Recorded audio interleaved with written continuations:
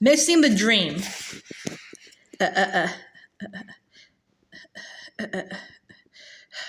It was dark now. The night had already begun. The BFG, with Sophie sitting on his hand, hurried into the cave and put on those brilliant, blinding lights that seemed to come from nowhere. He placed Sophie on the table. "Stay there, please," he said, "and no chittering. I is needing to listen only to silence when I is mixing up such a naughty, plexicated dream as this."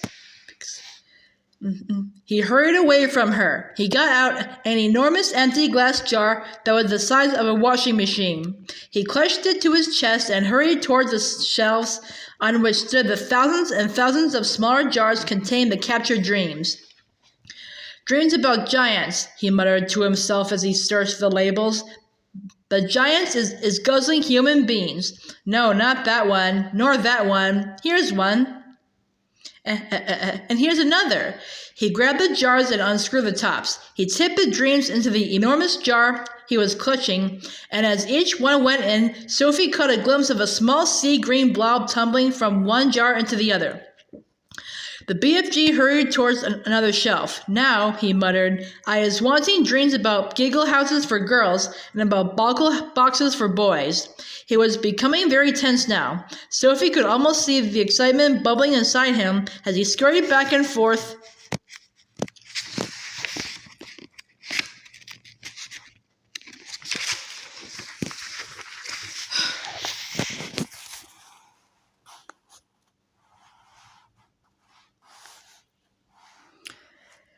Among his beloved jars. There must have been 50,000 dreams altogether up there on the shelves, but he seemed to know almost exactly where every one of them was. "Dreams about a little girl," he muttered, "and dreams about me. About the BFG. Come on, hurry up, get on with it. Now where in the wonky world is I keeping those?" And so it went on.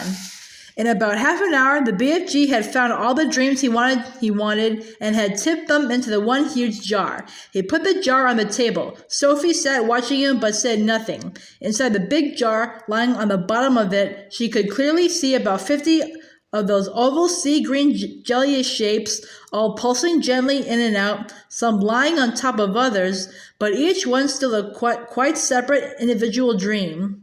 "Now we is mixing them," the BFG announced. He went to the cupboard where he kept his bottles of frobscottle, and from it he took out a giant egg beater. It was one of those that has a handle which you turn, and down below there are a lot of overlapping blades that go whizzing round. He inserted the bottom end of this contraption into the big jar where the dreams were lying. "Watch," he said. He started turning the handle very fast.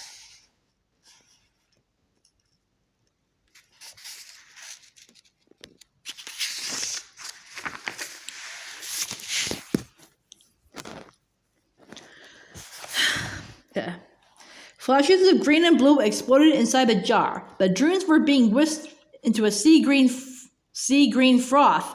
"The poor thing," Sophie cried. "They is not feeling it," the BFG said as he turned the handle. "Dreams is not like human beings or animals. They has no brains. They is made of zosimus." After about a minute, the BFG stopped whisking. The whole bottle was now full to the brim with large bubbles. They were almost exactly like the bubbles we ourselves blow from soapy water, except that these had even brighter and more beautiful colors swimming on their surfaces. "Keep watching," the BFG said.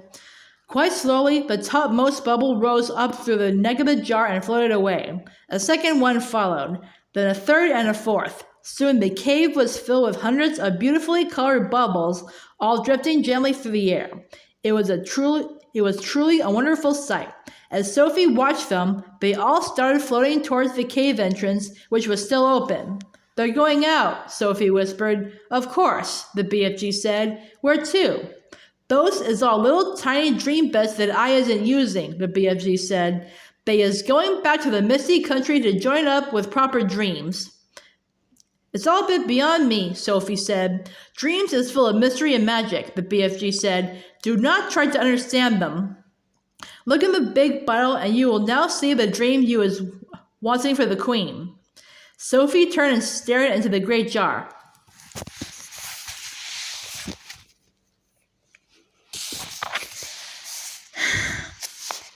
On the bottom of it, something was thrashing around wildly, bouncing up and down and flinging itself against the walls of the jar. Good heavens, she cried. Is that it? That's it, the BFG said proudly. But it's horrible, Sophie cried out. It's jumping about. It wants to get out. That's because it's a trogglehumper, the BFG said. It's a nightmare. Oh, but I don't want you to give the queen a nightmare, Sophie cried. If she is dreaming about giants guzzling up little boys and girls, then what is you expecting it to be except a nightmare? The BFG said. Oh no, Sophie cried. Oh yes, the BFG said. A dream where you are seeing little chiddlers being eaten is about the most frightsome, troggle-humping dream you can get. It's a Kixie bug thumper. It's a wopsy grab switcher. It is all of them riddled into one. It is as bad as that dream I blew into the Fleshlumpeater this afternoon. It is worse. Sophie stared down at the fearful nightmare dream that was still thrashing away in the huge glass jar. It was much larger than the others. It was about the size and shape of, shall we say, a turkey's egg. It was jellyish. It had tinges of bright scarlet deep inside it.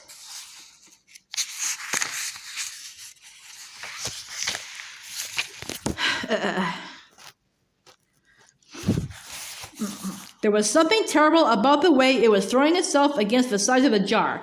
I don't want to give the queen a nightmare, Sophie said. I is thinking, the BFG said, that your queen will be happy to have a nightmare if having a nightmare is going to save a lot of human beings from being gobbled up by filsome giants. I is right or is I left? I suppose you're right, Sophie said. It's got to be done. She will soon be getting over it, the BFG said. Have you put all the other important things into it? Sophie asked. When I is blowing that dream into the queen's bedroom, the BFG said, she will be dreaming every single little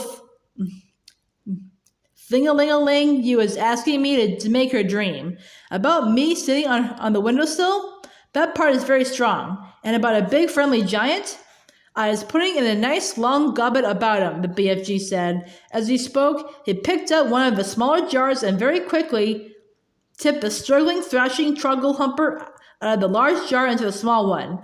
Then he screwed the lid tightly on to the small jar. That's it, he announced. We is now ready. He fetched his suitcase and put the small jar into it. Why bother to take a great big suitcase when you've only got one jar? Sophie said. You could put the jar in your pocket. The BFG looked at her and smiled. By goggles, he said, taking the jar out of the suitcase.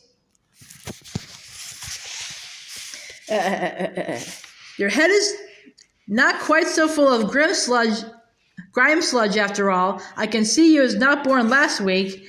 Thank you, kind sir, Sophie said, making a little curtsy from the tabletop. Is you ready to leave? The BFG asked. I'm ready, Sophie cried. Her heart was beginning to thump at the thought of what they were about to do. It really was a wild and crazy thing. Perhaps they would both be thrown into prison. The BFG was putting on his great black cloak. He tucked the jar into a pocket in his cloak. He picked up his long trumpet-like dream blower.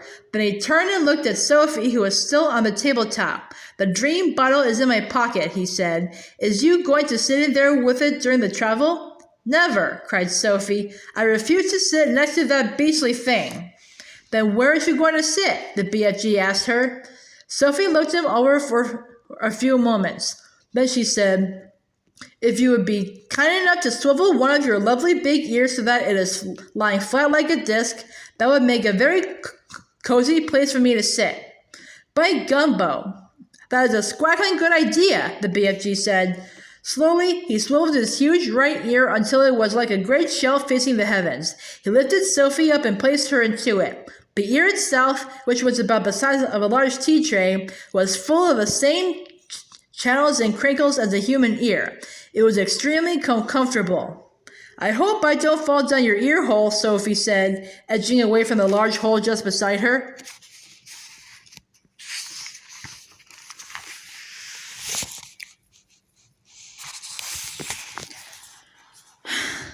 Be very careful not to do that, the BFG said. You would be giving me a cronking earache. The nice thing about being Bear was that she could whisper directly into his ear. "You is tickling me a bit," the BFG said. "Please do not jiggle about." "I'll try not to," Sophie said. "Are we ready?" "Owie!" yelled the BFG. "Don't do that." "I didn't do anything," Sophie said. "You is talking too loud. You is forgetting that I is hearing every little thing-a-ling-a-ling 50 times louder than usual, and there's you shouting away right inside my ear." "Oh gosh," Sophie murmured. "I forgot that. Your voice is sounding like thunder and trumpets." "I'm so sorry," Sophie whispered. "Is that better?" "No," cried the BFG. "It sounds as though you was shooting off a blunderbuss. Blunderbuss." "Then how can I talk to you?" Sophie whispered. "Don't," cried the poor BFG. "Please don't. Each word is like you was dropping buzz bombs in my ear hole." Sophie tried speaking right under her breath. "Is this better?" she said. She spoke so softly she couldn't even hear her own voice. "That's better," the BFG said. "Now I is hearing you very nicely. What is it you was trying to say to me just now?" "I was saying, are we ready?" "We is off," cried the BFG, heading for the cave entrance. "We is off to meet her Magister the Queen." Outside the cave, he rolled the large round stone back into place and set off at a tremendous gallop.